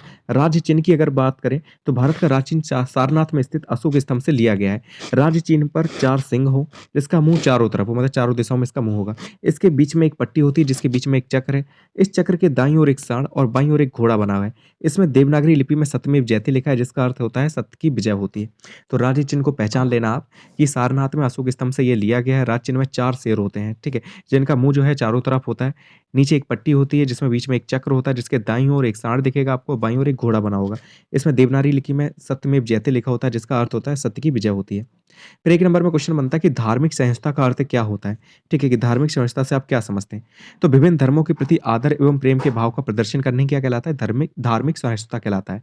ठीक है, तो धार्मिक सहिष्णुता क्या कहलाएगा? कि विभिन्न धर्मों के प्रति आदर एवं प्रेम का भाव प्रदर्शन करना क्या कहलाएगा? धार्मिक सहिष्णुता कहलाएगा। अब नेक्स्ट टॉपिक है आतंकवाद, सांप्रदायिकता तथा जातिवाद और एससी/एसटी के लिए संरक्षण। तो आतंकवाद के बारे में जान लेते हैं कि एक प्रकार की हिंसात्मक गतिविधि होती है। आतंकवाद क्या होता है? तो एक प्रकार की हिंसात्मक गतिविधि होती है। अगर कोई व्यक्ति या कोई संगठन अपने आर्थिक, राजनीतिक एवं विचारात्मक लक्ष्यों की प्राप्ति हेतु प्राप्ति के लिए देश या देश के नागरिकों की सुरक्षा को निशाना बनाए तो उसे आतंकवाद कहते हैं। ठीक है, तो सिंपल सी यही डेफिनेशन आपको लिख देनी है कि आतंकवाद क्या होता है। तो एक प्रकार की हिंसात्मक गतिविधि होती है जब कोई व्यक्ति या कोई संगठन अपने आर्थिक, राजनीतिक एवं विचारात्मक लक्ष्यों की प्राप्ति के लिए देश या देश के नागरिकों की सुरक्षा को निशाना बनाए तो उसे आतंकवाद कहते हैं। और तो आतंक फैलाने वाले व्यक्तियों को क्या कहते हैं? तो आतंकवादी कहते हैं। ठीक है, जो भी व्यक्ति आतंक फैलाते हैं उन्हें आतंकवादी कहते हैं। कुछ एग्जाम्पल लिख सकते हैं कि 26/11 में जो मुंबई हमला हुआ वो आतंकवादी हमला है। संसद भवन में 2001 में जो हमला हुआ वो आतंकवादी हमला है। गुजरात में आतंकी हमला हुआ। ठीक है, तो ये सारे आतंकवाद के उदाहरण हैं। कारण क्या होते हैं? तो भाषावाद कारण हो सकता है कि हम दूसरी भाषा जो बोलते हैं उन्हें पसंद नहीं करते। सांप्रदायिकता होता है कि विभिन्न धर्मों का होना, कि एक धर्म वाले दूसरे धर्म को पसंद नहीं कर रहे हैं। जातिवाद हो सकता है कि एक जाति वाले दूसरी जाति को पसंद नहीं कर रहे हो। ठीक है, धार्मिक पूर्वाग्रह हो सकता है। उग्रपंथी विचार हो सकते हैं। हिंसात्मक गतिविधियां कि अब मन में ही है कि हमें बस हिंसा करनी है तो फिर क्या ही कर सकते हैं। अत्यधिक आर्थिक विषमता हो सकती है कि अमीर बहुत ज्यादा अमीर है, गरीबों पर बहुत अत्याचार हो रहा है, तो ये रीजन हो सकता है। राष्ट्रीय जागृति की कमी हो सकती है। ठीक है, हम इतने जागरूक नहीं है अपने लिए। फिर है कि स्वार्थपूर्ण नेतृत्व एवं राजनीतिक अवसरवादिता। ठीक है, नेता वगैरह करा देते हैं। तो ये सारे कारण हैं किसके? आतंकवाद के। अब हम जान लेते हैं कि सांप्रदायिकता का अर्थ क्या होता है, परिभाषा क्या है। तो सांप्रदायिकता उस राजनीति को कहा जाता है जो धार्मिक समुदायों के बीच विरोध एवं झगड़े पैदा करती है। मतलब दो समुदाय के बीच में या दो धर्मों के बीच में जब लड़ाई झगड़ा होता है तो उसे हम लोग क्या कहते हैं? सांप्रदायिकता कहते हैं। सिंपल सी बात है। तो सांप्रदायिकता उस राजनीति को कहा जाता है जो धार्मिक समुदायों के बीच विरोध एवं झगड़े पैदा करती है। सांप्रदायिकता से अभिप्राय उस भावना से है जो धर्म, भाषा, क्षेत्र, संस्कृति एवं प्रजाति आदि की भिन्नता के कारण एक समूह को दूसरे समूह से अलग रहने या उसका विरोध करने की प्रेरणा देती है। ठीक है, तो सांप्रदायिकता से अभिप्राय क्या है? कि उस भावना से है जो धर्म, भाषा, क्षेत्र, संस्कृति एवं प्रजाति आदि की भिन्नता के कारण, मतलब अलग-अलग होने के कारण एक समूह को दूसरे समूह से या तो अलग रहने की प्रेरणा देता है या उसका विरोध करने की प्रेरणा देता है। ठीक है? अब संप्रदायवाद जो है वो समाज में विघटन उत्पन्न करके समाज के विभिन्न वर्गों को विभाजित करता है। तो संप्रदायवाद है, इसी की वजह से जो समाज है वो विभाजित रहता है, हिंदू, मुस्लिम, सिख, ईसाई इन सब में। ठीक है? वैसे तो सभी एक ही हैं। फिर सांप्रदायिकता के दोष देख लेते हैं, क्या दोष है? तो पहला है कि राष्ट्रीय एकीकरण में सबसे बड़ी रुकावट है। अंग्रेजों को हम क्यों नहीं भगा पाए इतनी जल्दी? क्योंकि हिंदू, मुस्लिम आपस में ही लड़ रहे थे। ठीक है? तो ये सबसे बड़ी रुकावट है। दूसरा कि राष्ट्रीय सुरक्षा खतरे में डल जाती है। ठीक है? अब हमें क्या कि हमें मतलब ही नहीं है। कोई मुस्लिम देश आक्रमण कर देगा और मान लिया मुस्लिम भारत के साथ ना दें, तो क्या होगा? हम लोग फँस जाएँगे चक्कर में। तो यही है कि राष्ट्रीय सुरक्षा को ह खतरे में डाल देती है। तीसरा कि विघटनकारी शक्तियों को प्रोत्साहन मिलता है। जो विघटनकारी शक्तियाँ जो हैं, उन्हें प्रोत्साहन मिलता है, उन्हें लगता है कि नहीं ये तो हमारा साथ देंगे, तो हम हमला कर सकते हैं। फिर है कि आर्थिक प्रगति जो होती है वो अवरुद्ध हो जाती है। ठीक है? आर्थिक रूप से हम प्रगति नहीं कर पाते, राजनीतिक अस्थिरता आ जाती है, जन-धन की हानि बहुत होती है, आर्थिक हानि की स्थिति बन जाती, आपसी द्वेष बढ़ता है। ठीक है? हम एक-दूसरे से ही जलने लग जाते हैं, दूसरों का क्या ही सोचेंगे। तो ये सांप्रदायिकता के दोष हो गए। अब हम सांप्रदायिकता को दूर कैसे कर सकते हैं? उपाय क्या हैं? तो सांप्रदायिक सद्भाव विकसित करने से आपस में मिलें-जुलें, खेलें, कूदें, ठीक है? त्योहार वगैरह सेलिब्रेट करें एक-दूसरे के, तो इससे हम कर सकते हैं। दूसरा है कि शिक्षा द्वारा नैतिक एवं आध्यात्मिक मूल्यों का विकास करके कि हम शिक्षा में नैतिक एवं आध्यात्मिक मूल्यों को ज़्यादा जगह दें, ठीक है? तो इससे किया जा सकता है। धर्मनिरपेक्षता को बढ़ावा देके कि सभी धर्म को एक समान रखा जाए। फिर है कि सांप्रदायिक तत्वों पर नज़र रखें कि कोई ऐसे जो कर रहे हैं तो उन पे कड़ी नज़र रखी जाए। फिर है कि समाज विरोधी तत्वों एवं सांप्रदायिक तत्वों के विरुद्ध कठोर कार्रवाई करके, जो ऐसा करते हैं उनके प्रति आपको कठोर कार्रवाई करनी है। अब तीसरा जो है वो है जातिवाद, इसे कास्टिज़्म कहते हैं। जातिवाद एक जाति के सदस्यों की वह संकुचित भावना है, जो समाज एवं राष्ट्र के हित की अवहेलना करते हुए अपनी ही जाति के अन्य सदस्यों के हितों को बढ़ावा देने, उनकी सामाजिक, आर्थिक, राजनीतिक स्थिति को मजबूत करने और उनकी प्रगति को प्रेरित करती है। मतलब जातिवाद ये है कि इसमें क्या है कि एक सदस्यों को ये मोटिवेट करती है कि आप क्या करें, सिर्फ़ अपने इस जाति के सदस्यों के बारे में सोचें, अदर जो जातियाँ हैं उनके बारे में बिल्कुल ना सोचें, ठीक है? तो सिर्फ़ अपनी जाति का ही विकास करना चाहते हैं, दूसरी जातियों को विकास नहीं करना चाहते, तो यही जातिवाद कहलाता है। कि जातिवाद क्या है? तो एक जाति के जो सदस्य हैं, उनकी वह संकुचित भावना है, मतलब छोटी-सी भावना है, जो समाज एवं राष्ट्र के हित की अवहेलना करते हैं। उन्हें राष्ट्र और समाज से कोई मतलब नहीं है, उनकी अवहेलना करते हुए सिर्फ़ अपनी जाति के सदस्यों के बारे में सोचते हैं, ठीक है? जातिवाद के विकास के प्रमुख कारक क्या हैं? तो जाति स्थिति को ऊँचा उठाने की लालसा, पहला कारण तो यही है, ठीक है, जातिवाद का। दूसरा है कि विवाह संबंधी प्रतिबंध, ये हम क्या करते हैं प्रतिबंध लगा देते हैं विवाह संबंधी, ठीक है? कि अपनी जाति की अपनी जाति में ही शादी होगी, दूसरे में नहीं होगी। फिर है कि आजीविका में सहायता, आजीविका में सहायता होती है कि जब एक जो जाति होती है वो ज़्यादा विकसित हो जाती है, उसका ज़्यादा विकास हो जाता है, तो हमें दूसरों से मतलब ही नहीं रहता। तीसरा कि यातायात एवं प्रचार साधनों के विकास के कारण ये जातिवाद बहुत फैल रहा है। आपने देखा होगा फेसबुक पे, यूट्यूब पे कि अलग-अलग जातियों के पेज बने हुए हैं फेसबुक पे खासकर, ठीक है? फिर है कि नगरीकरण एवं औद्योगिकरण के कारण और लास्ट है विभिन्न जातीय संगठनों के द्वारा, सब अपनी जाति के बारे में सोच रहे हैं। तो ये रीज़न इसकी वजह से जातिवाद ज़्यादा फैल रहा है। जातिवाद के दुष्परिणाम क्या है कि राष्ट्रीय एकता में बाधक, कि हम देश के लिए नहीं लड़ पाते एक होकर, ठीक है? अपनी जातियों में ही बँटे रहते हैं, हिंदू एक नहीं हो पाता या मुस्लिम एक नहीं हो पाते, अपनी जातियों में ही आपस में लड़ते रहते हैं। फिर है कि तनाव एवं संघर्ष के कारण फिर तीसरा है लोकतंत्र विरोधी है, भाई भतीजावाद को प्रोत्साहन मिलता है कि एक राजा बन गया तो उसका बेटा राजा बनेगा, तो ये चीज़ें आती हैं जातिवाद से। नैतिक पतन होता है, ठीक है? तो ये जातिवाद के दुष्परिणाम हैं। जातिवाद को खत्म करने के उपाय क्या हैं कि अंतर्विवाह और अंतरजातीय विवाह का समर्थन करें, ठीक है? अंतर्विवाह और अंतरजातीय विवाह जो होता है, एक कास्ट का दूसरे कास्ट में, उसे प्रोत्साहन देंगे तो ये चीज़ खत्म हो जाएगी। जातिबोधक जो नाम है उनका बहिष्करण कर दें कि हम लोग गुप्ता लगाते हैं या पीछे ठाकुर लगाते हैं, चौहान लगाते हैं या यादव लगाते हैं, कुछ भी लगाते हैं तो हमें क्या करना है उसका बहिष्करण करना है, ठीक है? तो इससे क्या है कि पता ही नहीं लगेगा कौन किस जाति का है। तीसरा है कि जाति श्रेणीबद्धता को समाप्त करना, जो ओबीसी, एससी, एसटी करके हमने बाँट रखा है उसे हम समाप्त कर दें। फिर है कि सांस्कृतिक एकीकरण को प्रोत्साहन देना, ऐसे हम जातिवाद को खत्म कर सकते हैं। जातीय संगठनों को समाप्त कर दें, तो हम क्या करेंगे जातिवाद को समाप्त कर देंगे और जाति विरोधी जो शिक्षा दी जाती है उसे भी समाप्त कर देना। तो ये ऐसे करके हम जातिवाद को समाप्त कर अब है अनुसूचित जाति के लिए विशेष प्रावधान। पहले जान लेते हैं अनुसूचित जाति क्या होती है। तो जो आर्थिक एवं सामाजिक रूप से शोषण का शिकार रहे हैं तथा गरीबी रेखे से नीचे अपना जीवन यापन कर रहे हैं, उन्हें अनुसूचित जाति का कहते हैं। ठीक है? मतलब ये पहले के टाइम पे तो होता था, लेकिन आज के टाइम पे ऐसा नहीं है। जो आर्थिक एवं सामाजिक रूप से शोषण का शिकार रहे हैं और गरीबी रेखा से नीचे अपना जीवन यापन कर रहे हैं, तो वो अनुसूचित जाति कहलाते हैं। ठीक है? ये डेफिनिशन पहले के टाइम पे तो सही थी, लेकिन आज के टाइम पे इतनी सही नहीं है, क्योंकि अब बहुत ज़्यादा अच्छी स्थिति हो गई है। फिर है कि भारत में गरीब वह है जिसकी क्रय शक्ति कम है, जिसे न्यूनतम भोजन मतलब निर्धारित ऊर्जा भी भोजन से प्राप्त नहीं हो पाती। मतलब जो कैलोरीज़ फिक्स की गई हैं, उतनी को कैलोरी भी अगर उसे नहीं मिल रही, तो उसे हम गरीब कह देते हैं। ठीक है? तो अनुसूचित जाति के बारे में पता चल गया कि जो आर्थिक एवं सामाजिक रूप से शोषण का शिकार हैं और गरीबी रेखा से नीचे अपना जीवन यापन कर रहे हैं, तो वो अनुसूचित जाति के कहलाएँगे। गरीब कौन है भारत में? तो गरीब वो है जिसकी क्रय शक्ति कम है और भोजन में न्यूनतम निर्धारित ऊर्जा यानी कि कैलोरी की मात्रा भी वो प्राप्त नहीं कर पाता। एससी के लिए कौन-कौन से हमने प्रावधान किए हैं, विशेष प्रावधान? तो आर्टिकल 17 आपने पढ़ा होगा, अनुच्छेद 17, जिसमें अस्पृश्यता का अंत कर दिया, छुआ-छूत का अंत कर दिया गया है। दूसरा है नौकरियों में आरक्षण की व्यवस्था की गई है, ठीक है? तीसरा है कि शिक्षा में आरक्षण की व्यवस्था की गई, उनके लिए निःशुल्क आवास दिए गए, निःशुल्क चिकित्सा की व्यवस्था की गई, स्कॉलरशिप वगैरह दी जाती है, उसकी व्यवस्था की गई उनके लिए। आर्टिकल 14 में समानता का अधिकार दिया गया, आर्टिकल 330 में लोकसभा में स्थान दिया गया है, ठीक है? मतलब लोकसभा में एससी-एसटी के लिए आरक्षण दिया गया है, ठीक है? तो ये चीज़ें हैं जो हमने क्या की हैं, एससी के लिए उत्थान के लिए उन्होंने जो विशेष प्रावधान किए, तो उनमें इन पॉइंट्स को आप लिख सकते हैं। फिर नेक्स्ट जो आपसे 1 नंबर में पूछा जाएगा कि गुट निरपेक्षता की नीति से आप क्या समझते हैं? तो गुट निरपेक्षता की नीति में क्या है कि साम्राज्य एवं उपनिवेशवाद का विरोध किया जाए। मतलब जैसे कि इंग्लैंड है, जो देशों पे अपना अधिकार कर रहा था, या जो बड़े-बड़े देश हैं, जो छोटे-छोटे देशों पे अधिकार कर लेते हैं, तो उनका विरोध करना था कि साम्राज्य एवं उपनिवेशवाद का विरोध किया जाए। दूसरा कि शांति व्यवस्था हेतु प्रयास किया जाए, कि कैसे शांति बनाई जा सकती है, तो उसके लिए हमें प्रयास करना है, आपस में युद्ध वगैरह नहीं करने। तो ये कहलाती थी गुट निरपेक्षता की नीति। और देख लेते हैं आगे।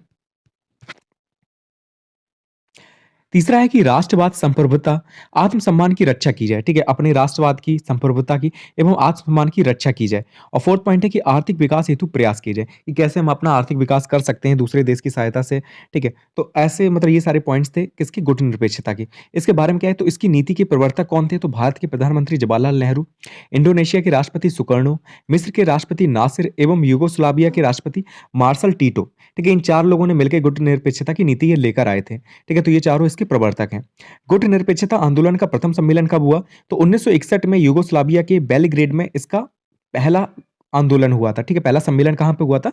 तो यूगोस्लाविया के बेलग्रेड में इसका पहला सम्मेलन हुआ था। कब हुआ? तो 1961 में। ये 4 लोग जो हैं वो इसकी नीति के प्रवर्तक हैं। जवाहरलाल नेहरू, सुकर्णो, मिस्र के राष्ट्रपति नासिर एवं यूगोस्लाविया के राष्ट्रपति मार्शल टीटो, ठीक है? ये 4 लोग तो थे, ये गुट निरपेक्षता की नीति के प्रवर्तक थे। इसमें यही था कि अपने देश के बारे में सोचना है, युद्ध वगैरह के बारे में नहीं सोचना, आर्थिक विकास हेतु प्रयास करने हैं, ठीक है? आत्मसम्मान की अपनी रक्षा करनी है। तो ये सारे पॉइंट्स इसमें लिख देना है। फिर आता है पंचशील। पंचशील के सिद्धांत क्या है, ये पूछे जाते हैं। तो पंचशील के सिद्धांतों का प्रतिपादन सबसे पहले किसने किया? तो सर्वप्रथम 29 अप्रैल 1954 को तिब्बत के संबंध में भारत और चीन के बीच हुए एक समझौते में किया गया था। ठीक है? तो सबसे पहले पंचशील के सिद्धांत का प्रतिपादन कब हुआ था? तो 29 अप्रैल 1954 को तिब्बत के संबंध में भारत और चीन के बीच एक समझौता हुआ था। उसमें इसकी बात की गई थी। पंचशील का सिद्धांत भारत की विदेश नीति का आधार है। ठीक है? जो भारत की विदेश नीति है उसका आधार है पंचशील का सिद्धांत। इसका प्रतिपादन 20 जून 1954 ईस्वी को तत्कालीन पीएम जवाहरलाल नेहरू और चीन के पीएम चाउ एन लाई के बीच में आपसी बातचीत के द्वारा किया गया था। ठीक है? तो चीन के जो उस समय पीएम थे और जो भारत के पीएम थे जवाहरलाल नेहरू, इनके बीच में आपसी बातचीत के द्वारा इसका प्रतिपादन किया गया था। ठीक है? कब किया गया था? तो 20 जून 1954 को। पंचशील के सिद्धांत पूछे जाएंगे, ठीक है, क्वेश्चन में, तो इन्हें अच्छे से पढ़ लेना कि प्रत्येक राज्य द्वारा दूसरे राज्य की प्रादेशिक अखंडता एवं सर्वोच्च सत्ता का सम्मान करना। ठीक है, तो ये चीन के लिए था कि जो प्रत्येक राज्य, मतलब राज्य से मतलब देश है, ठीक है, तो प्रत्येक राज्य द्वारा दूसरे राज्य की प्रादेशिक अखंडता एवं सर्वोच्च सत्ता का सम्मान करना। दूसरा कि एक देश दूसरे देश पर आक्रमण ना करना, मतलब एक देश द्वारा दूसरे देश पर आक्रमण ना करना। तीसरा था कि किसी राष्ट्र के आंतरिक मामले में हस्तक्षेप ना करने की नीति का पालन करना, कि मान लीजिए भारत में कोई लफड़ा चल रहा है तो चीन बीच में घुसने की कोशिश ना करे। फिर है कि प्रत्येक राष्ट्र के लाभ हेतु सहयोग की भावना रखना, मतलब सभी के लाभ के बारे में सोचना। जैसे भारत चीन के लाभ के बारे में सोचेगा, चीन भारत के लाभ के बारे में सोचे। ठीक है, अगर नहीं सोचेगा तो फिर जितना भी व्यापार वगैरह वो सारा बंद हो जाएगा। फिर है कि शांतिपूर्ण सह-अस्तित्व की नीति का पालन करना, कि शांतिपूर्ण तरीके से रहना है और अपना अस्तित्व बनाए रखना है। ठीक है, तो इस नीति का पालन करना। तो ये है पंचशील के सिद्धांत, इन्हें याद कर लेना अच्छे से। फिर है कि संयुक्त राष्ट्र संघ के माध्यम से भारत के शांति प्रयास, द्वितीय विश्व युद्ध यानी कि जो 1939 से 45 तक चला, में व्यापक जन की हानि हुई और चारों तरफ शांति बनाए रखने के प्रयास किए गए। इसके फलस्वरूप एक ऐसे संगठन के निर्माण की आवश्यकता महसूस हुई जो अंतर्राष्ट्रीय स्तर पर एक ऐसे भीषण युद्ध को रोक सके एवं विश्व में शांति स्थापित कर सके। इस युद्ध की पूर्ति हेतु 24 अक्टूबर 1945 को संयुक्त राष्ट्र संघ की स्थापना की गई। यूएनओ के माध्यम से भारत पाकिस्तान संबंधों में महत्वपूर्ण भूमिका निभाई तथा शांति का प्रयास किया। ठीक है, तो भारत चीन और भारत पाकिस्तान के बीच में भी युद्ध चल रहा था, तो यूएन के माध्यम से बहुत ज़्यादा उसमें अच्छा प्रयास किया गया। फिर नेक्स्ट टॉपिक है भारतीय अर्थव्यवस्था की प्रमुख चुनौतियां, जिसमें हमें गरीबी, बेरोजगारी, ठीक है, इन सब के बारे में पढ़ना है। तो गरीबी किसे कहते हैं वो जान लेते हैं। गरीबी से आशय उस सामाजिक अवस्था से है जिसमें समाज के एक वर्ग के लोग अपने जीवन की बुनियादी आवश्यकताओं को भी पूरा नहीं कर पाते। ठीक है, बस इतना लिख देना काफी है कि गरीबी से आशय उस सामाजिक अवस्था से है जिसमें समाज के एक वर्ग के लोग अपने जीवन की बुनियादी आवश्यकताएं भी पूरी नहीं कर पाते, मतलब रोटी, कपड़ा, मकान, ये बुनियादी आवश्यकता होती, इन्हें भी पूरा नहीं कर पाते, तो वो क्या कहलाएंगे? गरीब कहलाएंगे। भारत में गरीबी के कारण क्या है? तो सामाजिक कारण में आ जाएगा जाति व्यवस्था, संयुक्त परिवार के बहुत बड़े-बड़े परिवार हैं, अशिक्षा, लोग शिक्षित नहीं हैं। तो एक ये 3 रीज़न है सामाजिक कारण में कि इसलिए लोग गरीब हैं। दूसरा आर्थिक कारण, उद्योगों का असंतुलित विकास, मतलब कुछ उद्योग तो बहुत जल्दी विकसित हो जाते हैं, ठीक है, कुछ नहीं हो पाते हैं। जनसंख्या वृद्धि इतनी है कि उतने चीज़ें महँगी हो जाती हैं, डिमांड बहुत होती है, ठीक है, लेकिन उस हिसाब से चीज़ें सप्लाई नहीं हो पाती, तो रेट बहुत हाई हो जाते हैं। तो ये आर्थिक कारण है, ठीक है, गरीबी के। राजनीतिक कारणों की बात करें तो राजनीतिक दल बदली, ठीक है, कि एक में भ्रष्टाचार करता है, उससे छूटा दूसरी पार्टी में चला जाता है, फिर नहीं तो अपनी खुद की पार्टी बना लेते हैं, ठीक है, तो राजनीतिक दल बदला-बदली, भ्रष्टाचार और युद्धों की मार, तो ये राजनीतिक कारण है जिसकी वजह से गरीब गरीब रहता है, ठीक है, और गरीबी बढ़ती जा रही है। व्यक्तिगत कारणों की बात करें तो इसमें बीमारी, नशाखोरी और मानसिक रोग आ जाते हैं, ठीक है, तो ये व्यक्तिगत रीज़न है जिसकी वजह से व्यक्ति गरीब हो जाता है। बीमारी में काफ़ी रुपए चला जाता है, ठीक है, नशा कर रहा है तो नशे में सब कुछ गँवा देता है। तो ये चीज़ें हैं जिसकी वजह से गरीबी आती है, तो ये सारे कारण हैं ना, आप लिख सकते हैं। फिर जो क्वेश्चन बन सकता है वो है माल्थस का जनसंख्या सिद्धांत, बहुत इंपॉर्टेंट है। अगर आप अर्थशास्त्र पढ़े हैं, इकोनॉमिक्स पढ़े हैं सब्जेक्ट लेके, तो आपने पढ़ा होगा माल्थस का जनसंख्या सिद्धांत। इस सिद्धांत को इंग्लैंड के अर्थशास्त्री सर थॉमस रॉबर्ट माल्थस ने 1798 में अपने लेख an essay on the principle of population में प्रकाशित किया था। ठीक है, तो an essay on the principle of population में इसे प्रकाशित किया था। यह सिद्धांत जनसंख्या में वृद्धि तथा खाद्यान्न आपूर्ति में वृद्धि के मध्य संबंध की व्याख्या करता है। ठीक है, तो ये रिलेशन बताते हैं किसके बीच में, कि जनसंख्या वृद्धि के बीच में और खाद्यान्न आपूर्ति के बीच में। ठीक है, इन दोनों के बीच में ये रिलेशन बताते हैं। कहाँ के अर्थशास्त्री थे? तो सर थॉमस रॉबर्ट माल्थस ने इस सिद्धांत को दिया था 1798 में अपने लेख में। इन्होंने एक लेख लिखा था N essay on the principle of population, इसमें इन्होंने इसे प्रकाशित किया था और इसके बीच में संबंध किसके बीच में बताया? तो खाद्यान्न आपूर्ति और जनसंख्या में वृद्धि में। माल्थस के अनुसार क्या है कि किसी भी क्षेत्र में जनसंख्या की वृद्धि गुणोत्तर श्रेणी यानी कि ज्योमेट्रिकल प्रोग्रेशन अर्थात तीव्र गति से होती है, जबकि जीविकोपार्जन के साधनों में समांतर श्रेणी यानी कि अर्थमेटिक प्रोग्रेशन में वृद्धि होती है। तो मैथ में ये दोनों चीजें आपने पढ़ी होंगी, एपी जीपी पढ़ा होगा, ठीक है। तो जीपी में क्या होता है कि चीजें डबल होती हैं, जैसे 1 के बाद सीधा 2 आएगा, 2 के बाद सीधा 4 आएगा, 4 से 8 होगा, 8 से 16 होगा, 16 से 32 होगा, ऐसे करके चीजें बढ़ती हैं। जबकि एपी में क्या होता है, एक एक करके चीजें बढ़ती, 1 2 3 4 5 6 ऐसे करके बढ़ेगा। तो इन्होंने कहा कि जो जनसंख्या बढ़ती है वो गुणोत्तर श्रेणी में बढ़ती है, मतलब जीपी की फॉर्म में बढ़ती है। ठीक है, तो सीधा पहले 1 हुआ, 1 से 2 हुए, 2 से 4 होंगे, 4 से 6 होंगे, सॉरी 4 से 8 होंगे, 8 से 16 होंगे, ऐसे करके। जबकि जो जीविकोपार्जन के साधन है वो एक-एक करके बढ़ रहे हैं, जैसे 1 है, फिर 2 हुआ, फिर 3 हुआ। तो इस कारण ये क्या होता है, डिफरेंस देखने को मिलता है। तो यही उन्होंने कहा कि जीविकोपार्जन के जो साधन है उन्हें समांतर श्रेणी में वृद्धि होती है, अर्थात जनसंख्या की वृद्धि 1 2 3 4 अरे सॉरी, एक जनसंख्या की वृद्धि 1 2 4 8 16 32 ऐसे करके बढ़ेगी, इस दर से बढ़ती है, जबकि जीविकोपार्जन के साधनों की जो वृद्धि है वो 1 2 3 4 5 6 की दर से होती है। लेकिन अब आप सोच रहे होंगे कि जब ऐसे बढ़ती है तो फिर हम कैसे कंट्रोल कर पाते हैं हर चीज़ को? तो फिर उन्होंने इसका भी रीज़न दिया कि माल्थस के जनसंख्या सिद्धांत के अनुसार महामारी, प्राकृतिक आपदा, युद्ध को सकारात्मक रूप में माना जाता है। ठीक है? तो इन 3 चीज़ों को उन्होंने सकारात्मक बताया कि ये तो बहुत ज़रूरी है। महामारी का आना, जैसे कोरोना भी आया, काफ़ी लोग मरे, तो वो बहुत ज़रूरी बताया था उन्होंने कि ये चीज़ें होती हैं। क्योंकि अगर ये चीज़ें नहीं होंगी तो जनसंख्या बढ़ती जाएगी और एक दिन साधन जो हैं सारे खत्म हो जाएँगे। ठीक है?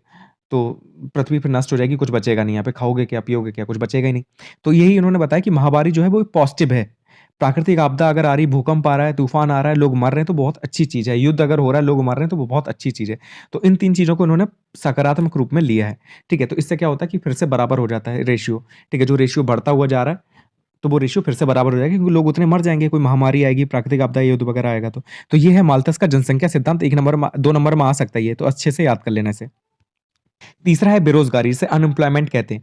बेरोज़गारी उस स्थिति को कहते हैं जिसमें व्यक्ति प्रचलित मज़दूरी पर काम करने के योग्य और इच्छुक है लेकिन उसे काम नहीं मिलता। मतलब अगर आप उसे ₹10 भी दे रहे हैं तब भी वो काम करने को तैयार है लेकिन फिर भी उसे काम नहीं मिल रहा तो वो क्या कहलाएगा? बेरोज़गारी कहलाएगा। ठीक है? कि बेरोज़गारी उस स्थिति को कहते हैं जिसमें व्यक्ति प्रचलित मज़दूरी, मतलब जो मज़दूरी दी जा रही, जो फ़ेमस है, उस पर भी काम करने को तैयार है लेकिन फिर भी उसे काम ना मिले तो उसे हम क्या कहेंगे? बेरोज़गार कहेंगे। बेरोज़गारी के घटक क्या हैं? तो उच्च जनसंख्या वृद्धि दर, जनसंख्या बहुत तेज़ी से बढ़ रही है तो एक रीज़न ये है। आर्थिक विकास की अपर्याप्त दर, ठीक है, आर्थिक विकास इतने अच्छे से नहीं हो रहा। मौसमी रोज़गार, ठीक है, मौसम बदलता है, रोज़गार बदल जाते हैं। फिर है कि अनुपयुक्त तकनीकी तकनीकी टेक्नोलॉजी इतनी अच्छी नहीं है हमारे पास, तो ये भी एक रीज़न है। फिर है कि आर्थिक क्रियाकलाप में अवसरों का अभाव, कि आर्थिक जो क्रियाकलाप है उनमें इतने अवसर नहीं मिलते। फिर है कि भारतीय विश्वविद्यालयों में भर्ती हुई स्नातकों की संख्या, की ग्रेजुएट तो बहुत ज़्यादा भरे जा रहे हैं। अब आप ही देख लो डीएलएड किए हुए कितने सारे बच्चे होंगे लेकिन जॉब नहीं आ रही, ठीक है, वैकेंसी नहीं आ रही। उद्योगों का धीमा विकास, जो उद्योग है बहुत धीरे-धीरे विकास करते हैं। फिर है कि संयुक्त परिवार प्रणाली की जो जॉइंट फैमिली है उनके कारण भी बेरोज़गारी बहुत ज़्यादा होती है। बेरोज़गारी के प्रकार भी कई तरीके के होते हैं। ऐच्छिक बेरोज़गारी, ठीक है? कि अब आप काम ही ना करना चाहें, तो वो ऐसी बेरोज़गारी ऐच्छिक बेरोज़गारी कहलाती है। मतलब आपको काम तो मिल रहा है, लेकिन आप करना ही नहीं चाहते, घर में पड़े रहना चाहते हैं, तो ये ऐच्छिक बेरोज़गारी। अनैच्छिक बेरोज़गारी, मतलब आप काम करना चाह रहे हैं, लेकिन मिल नहीं रहा, तो अनैच्छिक बेरोज़गारी। ठीक है? संरचनात्मक बेरोज़गारी आ जाती है, छिपी हुई प्रच्छन्न बेरोज़गारी आ जाती है और शिक्षित बेरोज़गारी आ जाती है। मतलब पढ़े-लिखे हैं, लेकिन फिर भी आपको रोज़गार नहीं मिल रहा, शिक्षित बेरोज़गारी। प्रच्छन्न बेरोज़गारी जो छिपी हुई बेरोज़गारी होती है। छिपी हुई से मतलब है कि मान लीजिए आपका कोई खेत है, उसमें 2 लोगों की ज़रूरत है, लेकिन उसमें 5 लोग लगे हुए हैं, तो ये छिपी हुई बेरोज़गारी है। मतलब काम तो 2 लोग कर सकते हैं उतना, लेकिन फिर भी 5 लोग कर रहे हैं, तो 3 लोग तो बेरोज़गार ही हैं, फालतू का ही काम कर रहे हैं। तो वो प्रच्छन्न बेरोज़गारी कहलाएगी। तो ये बेरोज़गारी के प्रकार हो गए। है कि गरीबी को खत्म करने के लिए एवं रोज़गार के सृजन के लिए कई सारे कार्यक्रम जो हैं गवर्नमेंट द्वारा चलाए जाते हैं। कौन-कौन से चलाए गए? तो स्वर्ण जयंती शहरी रोज़गार योजना, मतलब शहरों में रोज़गार योजना के लिए ये चलाया गया था। फिर है स्वर्ण जयंती ग्राम स्वरोज़गार योजना, मतलब ये गाँव के लिए चलाया गया था। फिर है कि राष्ट्रीय शहरी आजीविका मिशन, ये चलाया गया। राष्ट्रीय ग्रामीण आजीविका मिशन गाँव के लिए ये चलाया गया। प्रधानमंत्री रोज़गार सृजन कार्यक्रम चलाया गया। महात्मा गांधी राष्ट्रीय ग्रामीण रोज़गार योजना, राष्ट्रीय कौशल विकास योजना। तो बहुत सारी स्कीम है जो गवर्नमेंट द्वारा चलाई जाती हैं, ठीक है? रोज़गार सृजन के लिए और गरीबी उन्मूलन के लिए। जिसमें आपने मनरेगा भी सुना होगा। फिर आता है जन्म दर और मृत्यु दर। जन्म दर और मृत्यु दर क्या है? कि प्रति 1000 पे जन्म लेने वाले शिशुओं की संख्या का अनुपात है जन्म दर कहलाता है। मतलब 1000 बच्चे जो जन्म लेते हैं उसमें कितने बच जाते हैं, कितने ज़िंदा रहते हैं, ठीक है? तो वही चीज़ क्या कहलाती है? उसी का अनुपात कहलाता है जन्म दर। जबकि अधिक जन्म दर जो होती है वो जनसंख्या वृद्धि को बढ़ावा देता है। मतलब जितनी ज़्यादा जन्म दर होगी, मतलब जितने ज़्यादा बच्चे बचेंगे, तो वो जनसंख्या वृद्धि को ही बढ़ावा देंगे। प्रति 1 वर्ष में प्रति 1000 व्यक्तियों की संख्या पर जितने व्यक्तियों की मृत्यु होती है उसे मृत्यु दर कहते हैं। अब मतलब क्या है कि 1 वर्ष के अंदर प्रति 1000 व्यक्तियों की संख्या में जितने व्यक्तियों की मृत्यु हो जाए उसे हम क्या कहेंगे? मृत्यु दर कहेंगे।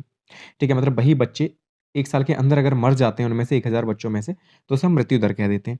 भारत में मृत्यु दर जन्म दर की अपेक्षा कम है। ठीक है? पहले ज़्यादा थी, लेकिन अब हम लोग थोड़े सही हो गए हैं, हॉस्पिटल्स वगैरह अच्छे सारे खुल गए हैं, डॉक्टर वगैरह आ गए। तो अब मृत्यु दर जो है वो जन्म दर की अपेक्षा कम है। वर्तमान में जन्म दर प्रति 1000 पर 21.8, जबकि मृत्यु दर कितनी है? तो 7.1 है। ठीक है? तो जन्म दर तो बहुत ज़्यादा है, तभी हम लोग सबसे आगे हो रहे हैं पॉपुलेशन में। ठीक है? तो ये चीज़ याद रखना, मृत्यु दर जो है वो 7.1 है प्रति 1000 में, और जबकि जन्म दर 21.8 है। अब आ गया लिंगानुपात। लिंगानुपात के बारे में हमने पढ़ ही लिया था कि 1000 पुरुषों में स्त्रियों की संख्या जो होती है वो लिंगानुपात कहलाती है। साक्षरता के बारे में भी पढ़ लिया था हमने कि साक्षरता का अर्थ होता है साक्षर करना, पढ़ने-लिखने की क्षमता से संपन्न होना, तो यही साक्षर कहलाता है। ठीक है? तो ये टॉपिक भी यहाँ पे कंप्लीट तो होता है। इस वीडियो में हम इतना ही रखेंगे। आपके 2 टॉपिक रह रहे हैं इसमें, एक खास सुरक्षा और दूसरा स्टैटिक्स वाला। तो उसकी पीडीएफ मैंने डाल दी थी ग्रुप में, आप उससे पढ़ सकते हैं, ठीक है? तो फिर मिलते हैं कल। ऑल द बेस्ट कल के एग्ज़ाम के लिए, अच्छे से पेपर देना। And thank you so much for watching this video.